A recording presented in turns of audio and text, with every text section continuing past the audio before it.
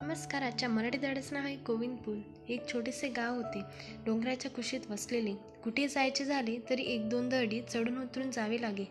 गावात 25-30 घरे होती. घरे कसली, झोपड्याच त्या.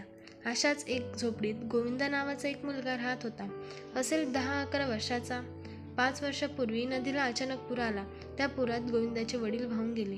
त्यामुळे गोविंदा आणि त्याची आई असे दोघेजण झोपडीत राहायचे. गोविंदाची आई शेतमजुरी किंवा अशीच काही बारीक सारीक कामे करायची. गोविंदा रोज शाळेत जायचा. गोविंदा लहान होता, पण त्याला खूप समज होती. तो शाळेतला अभ्यास तर मन लावून करायचा, शिवाय आईलाही घरकामात मदत करतोच, हे चांगलंच आहे. पण आपण इतरांनाही मदत करावी. केलेली मदत कधीही वाया जात नाही. बघ, गोविंदाला वाटायचे आपण तर लहान आहोत, इतरांना कशी काय आपण मदत करायची.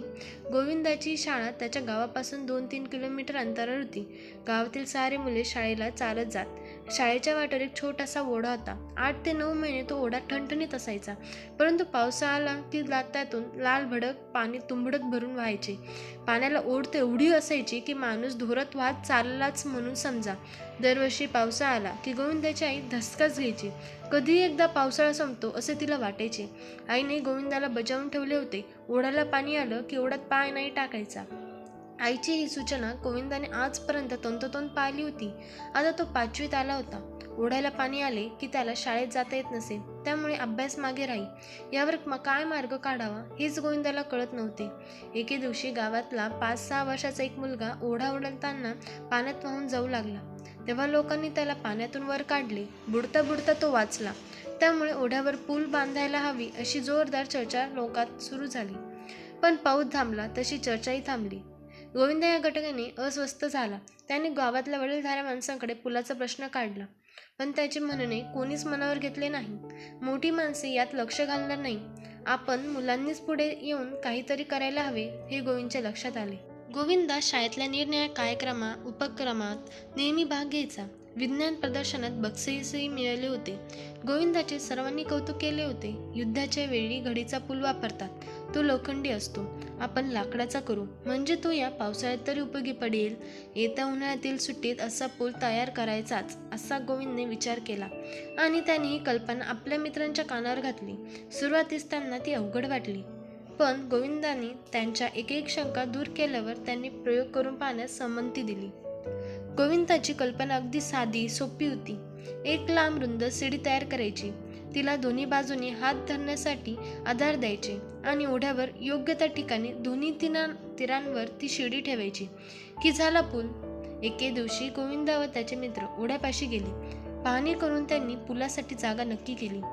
गोविंदाच्या घरामागे पोकळीचे 2 सोट खूप दिवस पडून होते, शिवाय जवळच बांबूचे बेट होते. पुलासाठी त्या बांबूंचा व पोकळीच्या सोरटांचा उपयोग करण्याचे गोविंदाने ठरवले. दुसऱ्या दिवशी त्या मुलांनी 2 सोट खांद्यावरून ओढ्याजवळ नेले. तिसऱ्या दिवशी बांबू नेण्यात आले. गोविंदाच्या घरात हातोडी, लहान मोठी खिळे होते. त्यांचा पूल तयार करण्यासाठी उपयोग करायचा असे ठरले. गोविंदा मार्गदर्शन करायचा आणि मित्र त्याप्रमाणे काम करायचे. 15 दिवसात हा पूल तयार झाला. मे महिन्याच्या शेवटचा आठवडा उजाडला. पाऊस पंधरवाड्याला आला होता. पूल ओढ्यावर वेळीच ठेवून त्याची चाचणी घ्यायला हवी होती. त्यासाठी गोविंदने शनिवार नक्की केला. शनिवारी सकाळी गोविंद आणि त्याचे मित्र तयार केलेल्या पुलापाशी गोळा झाले. आता पूल सरकत नेऊन त्याची एक बाजू ओढ्याच्या दुसऱ्या दरडीवर ठेवायची. हे खरं अवघड काम होते, पण गोविंदाचा कल्पक होता. त्याने 2 लहान ओढके पुलाच्या खाली घातले आणि त्यावरून पूल सरकत पुढे नेला. काही मुले ओढ्यात उतरली. त्याने तो पूल थोडा ओढून घेतला आणि त्याची दुसरी बाजू पलीकडच्या दरडीवर ठेवली. पाण्याने दळवी कोसळू नये म्हणून दोन्ही तीरांवर पुलाखाली दगड रचले. गोविंदा पुलावरून हलकेच पलीकडे गेला आणि त्याच्या वानरसेनेने गोविंदाच्या नावाने जय जयकार केला. जय जयकार कसला ते पाहण्यासाठी म्हणून 4-2 गावकरी ओढ्याकडे धावले. बघतात तो ओढ्यावर पूल आणि गोविंदा व त्याचे मित्र दोन्ही बाजूंना उभे. लोकांना आश्चर्य वाटले. ही बातमी हा म्हणता गावात पसरली. जो तो हाताचे काम टाकून पूल बघायला येऊ लागला. साऱ्या गावाने गोविंदा आणि त्यांच्या मित्राची पाठ थोपटली. गोविंदाचे गुरुजी मुद्दाम पूल पाहायला आले. त्यांनाही आश्चर्य वाटले. मोठ्यांनाही जे जमले नाही ते या मुलांनी केले. गुरुजींनी ही बातमी सरपंचांच्या कानावर घातली. ग्रामपंचायतीने सरपंचाच्या हातून त्या पुलाचे उद्घाटन केले. त्यावेळी गोविंदाचा सत्कार करण्यात आला.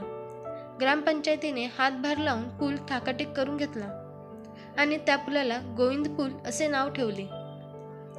त्यावेळी बोलताना गुरुजी म्हणाले, हा पूल किती टिकाऊ आणि भक्कम आहे हा प्रश्न गौण आहे. आपला प्रश्न आपणच सोडवायचा ही यामागची भावना अधिक महत्त्वाची आहे.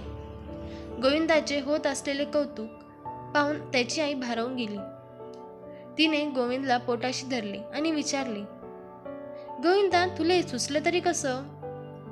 गोविंदा म्हणाला, आई तूच नेहमी म्हणायची ना की इतरांनाही मदत करावी, म्हणून त्यातूनच मला ही कल्पना सुचली. छोटासा का होईना पण गोविंद पूल उभा राहिला आणि शाळेला जाण्यातील मुलांची एक अडचण दूर झाली. तुम्हाला अशाच मराठी धडा बघण्यासाठी या चॅनलला सबस्क्राईब करा.